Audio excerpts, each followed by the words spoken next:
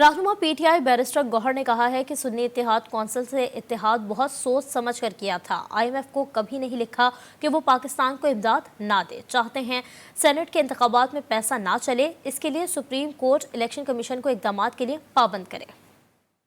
हम जो कोशिश कर रहे हैं वो इसके लिए कि जमहूर मजबूत हो, ईमान मजबूत हो और इलेक्शन के जो वोट है उसमें पैसा ना चले। डिस्प्यूट होता है कि किसने किसको वोट दिया है तो इलेक्शन कमीशन के पास ऐसा मैकेनिज्म होना चाहिए कि ये किसका वोट किस तरफ गलत हुआ है, ताकि पैसों का रोकथाम और वोटों का खरीद और फरोख्त रुक जाए। सुन्नी इत्तेहाद कौंसिल का फैसला पार्टी को ज्वाइन किया था, जो एक प्रॉपर डिसीजन था, सही डिसीजन था, सोच समझ करके हमने कर दिया था। तो ये तासुर गलत है कि उस लेटर में हमने ये लिखा था कि आप एड न दें। उस लेटर में हमने लिखा था कि फ्री फेयर ट्रांसपेरेंट इलेक्शन का वादा इनको याद करवाया था, उनकी जिम्मेदारियां याद करवाई थी, उनकी कंडीशनलिटी उनको याद करवाई थी।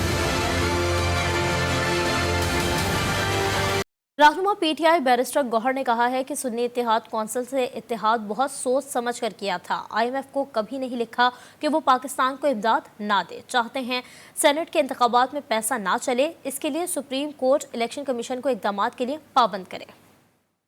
हम जो कोशिश कर रहे हैं वो इसके लिए कि जमहूर मजबूत हो, ईमान मजबूत हो और इलेक्शन के जो वोट है उसमें पैसा ना चले। डिस्प्यूट होता है कि किसने किसको वोट दिया है तो इलेक्शन कमीशन के पास ऐसा मैकेनिज्म होना चाहिए कि ये किसका वोट किस तरफ गलत हुआ है, ताकि पैसों का रोकथाम और वोटों का खरीद और फरोख्त रुक जाए। सुन्नी इत्तेहाद कौंसिल का फैसला पार्टी को ज्वाइन किया था, जो एक प्रॉपर डिसीजन था, सही डिसीजन था, सोच समझ करके हमने कर दिया था। तो ये तासुर गलत है कि उस लेटर में हमने ये लिखा था कि आप एड न दें। उस लेटर में हमने लिखा था कि फ्री फेयर ट्रांसपेरेंट इलेक्शन का वादा इनको याद करवाया था, उनकी जिम्मेदारियां याद करवाई थी, उनकी कंडीशनलिटी उनको याद करवाई थी।